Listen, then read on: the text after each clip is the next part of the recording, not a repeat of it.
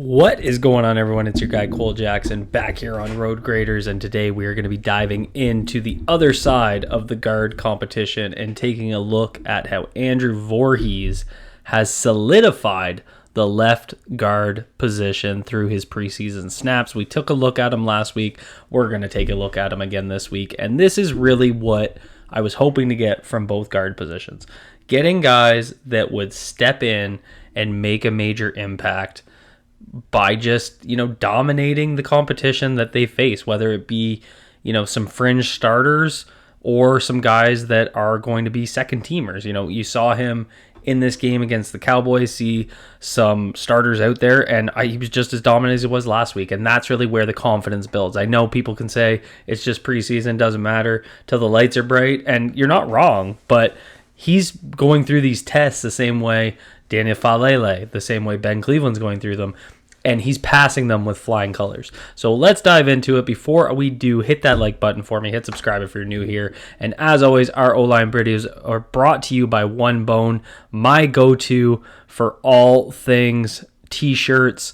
They have a 2 shirts for one deal. You can see it in the left pane when you open the website. Click the link down below. You can use promo code ColeJackson15 for 15% off your first order. This is Big and Tall Wear, brought to you for the big boys. You see Lane Johnson, you see Creed Humphrey, you see Teron Armstead, the big boys wearing One Bone, and you can too. Use that promo code. Let's start in Pass Pro here, where we're going to see exactly where I'm just seeing so much development from this kid. Stout anchor, good hand placement, just really, really good stuff. We're going to see that alignment that we saw from the Cowboys a lot in this game, where they like to use lighter personnel. So you're actually going to get out there with, I believe 94 is Sam Williams, if I have that correctly. Let me double check here. Yeah, so that's Sam Williams, who's, kind of a stand-up D-end. So he's going to be out there lined up as a stand-up four-tech. Then you got James Houston outside. So they go out very light in this package, and they're really trying to get you out into your pass set and moving. And we're going to see how well Voorhees responds to this. So you're going to see right here, this is the type of rep that I found gave him some problems last year. So he's got to kick out. Jeez, what's going on here? He's going to have to kick out, and basically 94 is going to try and cross his face. And this is where I found he really struggled last year, specifically with this post step. So as his face would get crossed, that post step would start to drive back. But right here, you're going to see it get picked up, and really good pad level here. So as that comes in, you can see him drop, and it almost looked like he was dropping his head, but he's not, because he's initiating that hand inside, and he's just getting low and building up that leverage right there, and then he's going to wash him out towards his kick step. So right here, that's what I want to see, because we want to form that pocket. When that foot breaks, or when that foot drops back, that breaks down the interior of the pocket. So we're getting our leverage back here, and then we're going to push out right there and wash him out. So that pressure comes from Joe Noteboom, nothing to do with Andrew Voorhees. So really good stuff there. And then now we're going to get our anchor tested. So we got the big boy, that's Jay Toya, who's their kind of backup nose tackle to Mazi Smith.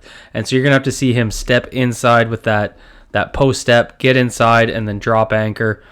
And we do it no problem here. Isn't driven back. Good technique. Big thing here. Those hands are in tight. We're squared up. You can see right there, the feet are squared up. We're squared up on our shoulders. That post step, like I keep focusing on, isn't dropping back. And right here, we're going to engage our anchor. And good power position right here. He is starting to drop back into Rush's lap, but there's still a full yard there before that's going to become a problem, and it was a very short drop, so it's going to be a quick pass. But right here, you can see those ankles start to absorb, and then right here, you can see him start to lift as that ball comes out. So really stout anchor, good hand placement. So we saw him deal with speed, we saw him deal with power from the nose tackle, all the way down to a bigger defensive lineman that's, lining up wide on him and then trying to cross his face. So passing all the tests that we want to see. Again, limited snaps, competition that's not their starters. That guy that was in there, I believe that was Marshawn Nealon. I think I called him Sam Williams. My apologies. Marshawn Nyland is a starter. He's lined up out here. So this would, I think, technically be their starting D-line minus... I guess they don't have, obviously, Micah Parsons out there with the contract holdout, and they're probably missing Oza, who's number 97. So, sorry, I should have checked the lineup. So, I mean, still playing against starters here. So, that is important context just to have for you guys. And then here we're going to have Mozzie Smith, and we take care of him, no problem. So, you know, I've always felt good about his anchor. It's not necessarily, it was really technique issues it was having. But, you know, he washes Mozzie Smith out of this pocket so easily right there. See those good inside hands, and what I find he's doing so much better this year, and I will harp on it because it was a real problem last year. When his face gets crossed here, we're maintaining good integrity with our feet. So again, that kick step we want dropping back, we want that post step to stay forward, and we want to form that diagonal plane.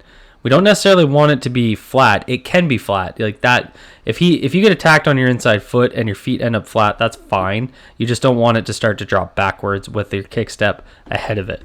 But right here, as Mazzy comes across, you see him right there maintain that and then wash him out to the side of the pocket. And that's really, what a bad drop by Wester. That's what we want to see out of him, and that's what we're seeing pretty consistently in this game. This was one thing that I did notice. This is going to be a late pick. So this is Jay Toya, the nose tackle. This is going to be a late inside-out pick. So you're going to get Jay Toya is going to come up, and then he's going to work to Joe Noteboom, and you're going to get kind of a late loop from the edge player here, which is 98. That's Peyton Turner. Came over from New Orleans. And so I don't think Voorhees sees this very well. So as that starts to come, Bullock is sliding, so maybe, you know, that's part of it where he knows he's got that inside pressure. You do see him looking here, but I thought he recognized this a little bit late. I was trying to be critical. I was trying to find a snap just so that I'm not saying just positive things. I just thought that right here, as he, you know, like he did on the last snap, he's kind of turned to the side, which is fine. Like, that's not necessarily a bad thing, but as he turned, I don't think he necessarily saw that coming in. Corey Bullock steps in. He ends up chasing Rush because he curled. Another drop by the Ravens. Let's hope we don't see that from our starters. But, you know, just one of those things that I thought could have been a little bit better. But, you know, great pocket movement here. You see him pushing him outside. He just looks more comfortable. You know, I don't really know how to explain it other than, you know, as I kind of run back through these, just he looks so much more fluid in his movement. He's more confident. He's not moving with any sort of hesitation like we kind of saw last year. I'm just seeing a very clean mover with, you know, his hands and his feet working in tune, and I think that's really positive, and it's something that we didn't see last year. That was really where we needed to see the development. And then we get into the run game, and I've been harping on the need for this team to have athletes at the guard position.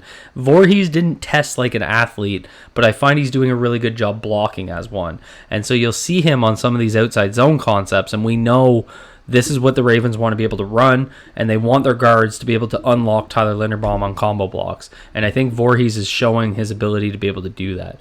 So here you're going to see him on the backside overtake that zero tech that allows Corey Bullock to climb. So I shouldn't say zero tech, it's one tech. So he's got to scoop step this one technique here, because the quicker he can scoop that, Corey Bullock can get into the second level, and that's what we want to be able to do with Tyler Linderbaum. And so you're going to see right there, look at the quickness, how quickly Voorhees is out of his stance and overtaking that one technique so that Corey Bullock can try and climb into 57. Doesn't end up getting his hands on him.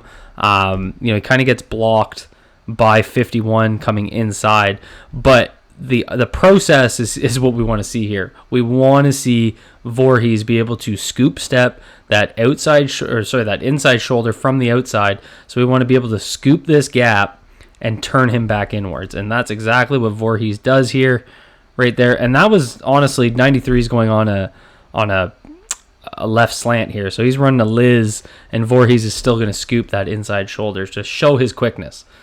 So right there, and then wash him out of the play. I'd like to see him be a little bit more physical there through that block, but again, I'm just kind of finding nitpicky things so that I'm not just being 100% positive.